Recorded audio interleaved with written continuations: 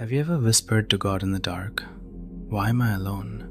This story will change how you understand your loneliness forever. In the deep heart of Mississippi stood the Ashford plantation. A girl named Ruth was born there into slavery. She never knew her mother's face. Her mama was sold to Louisiana when Ruth was only 3, ripped away like a page torn from a Bible. No goodbye, no last embrace, just gone. Ruth was raised by the old women in the slave quarters, women whose backs carried scars from the overseer's whip, but their hands were gentle when they braided her hair. They taught her to pray when she had nothing else. "Talk to God, child," they whispered every night. "He's the only one they can't sell away from you." At 17, Ruth married a man named Elijah. He was strong and tender and believed deeply in God.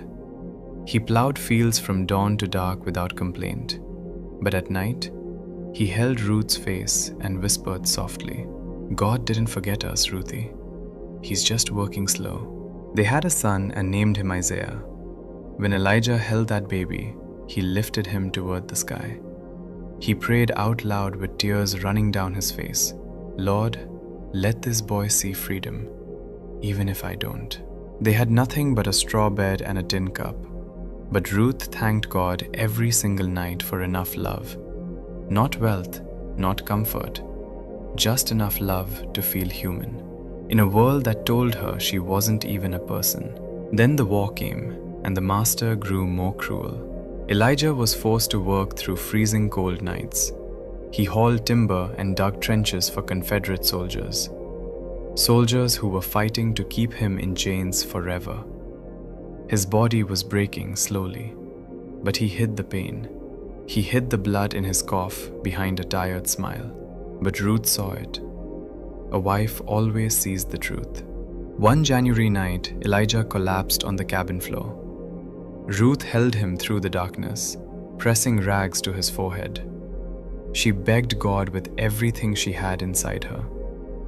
"Don't take him, Lord. Please. He's all I have." But God was silent that night. Elijah died on a cold February morning in 1864, 1 year before freedom came to the South. His last words were barely a breath on her skin. "Tell Isaiah, freedom's coming."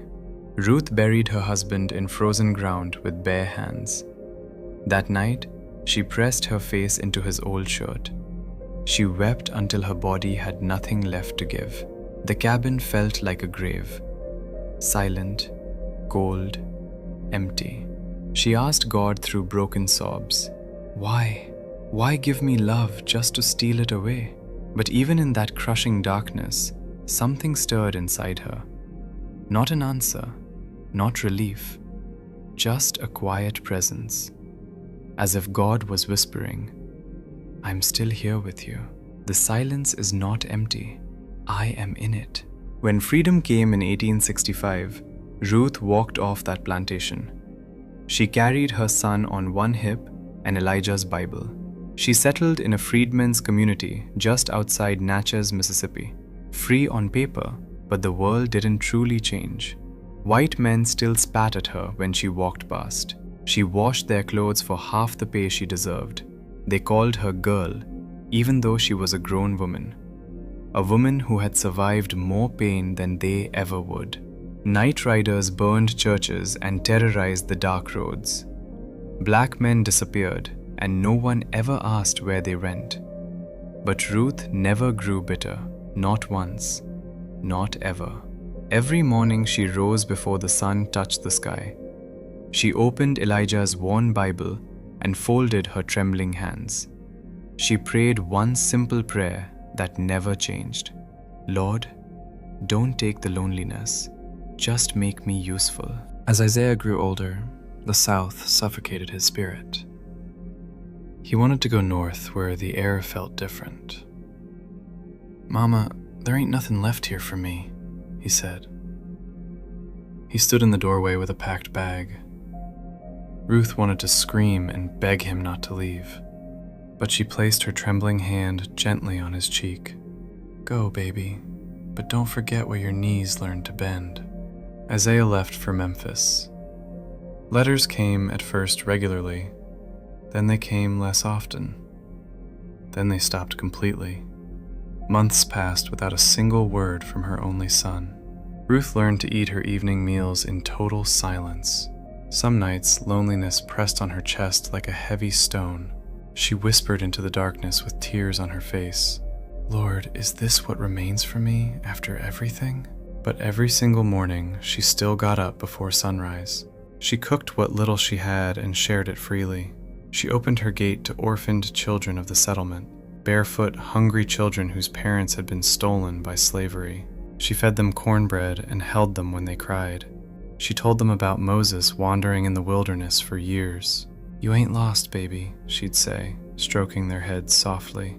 "God does his best work in the wilderness. Trust him." People asked why she gave so much, having almost nothing. Ruth smiled warmly and said words they never forgot. Loneliness ain't empty when God is present in it. One evening, a starving traveler knocked on her cabin door. Ruth gave him her last bowl of soup without hesitating, the one she had made for her own supper that night. The man wept quietly at her small wooden table. Before leaving, he took her hand and prayed over her. "Lord, when her strength is gone, return her kindness tenfold." Months passed, and Ruth's old body weakened day by day. Her hands shook, and her back bent lower each morning. Some nights, tears came without warning, and she let them fall. But she never became bitter. She just prayed even deeper. "Lord, I don't understand your plan, but I trust your hands." Then, one freezing December night, Mama Ruth collapsed in her cabin. 80 years of labor and grief finally caught her body. She lay on her bed, too weak to even stand, too weak to reach the water pail by the door. For 2 days, she whispered prayers between shallow breaths. "Lord, if this is my time, I am ready.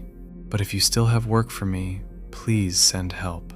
And then God moved in a way only God can. Little Sadie, an orphan Ruth had loved for years, noticed something. No smoke was rising from Mama Ruth's chimney that morning.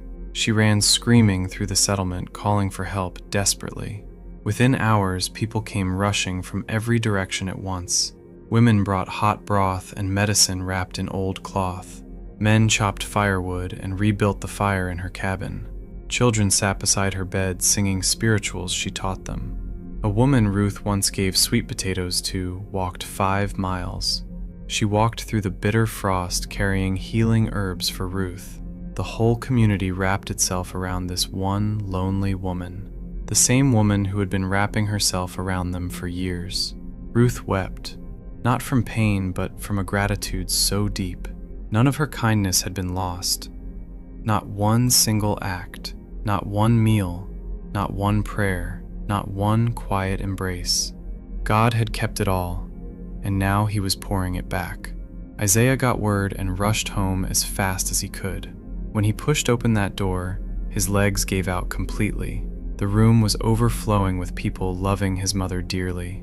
He fell beside her bed and wept like a child. "Mama, you were never alone. Please forgive me for leaving." Ruth touched his wet face with her trembling old hand. She whispered words that would echo in his heart forever. "God never takes love away, baby. He only moves it."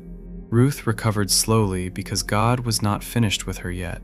Isaiah brought her to a small orphanage for black children, children shattered by the same cruel world that tried to break her. She cooked for them and held them through their nightmares. They called her Mama Ruth, and her empty heart was full again. When she finally died peacefully with a Bible on her chest, the whole town came to honor her quiet, powerful life.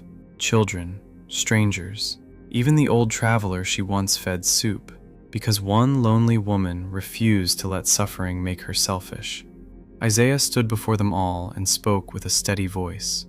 "My mother was born a slave. The world took everything from her, but it could not take her God away from her heart.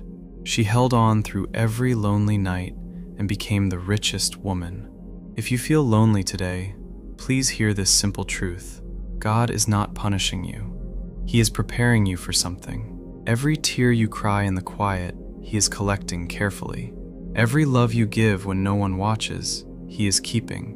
And one day, he will return it all back to you. Love given through God never disappears from this world. It only finds new places to live and grow and heal.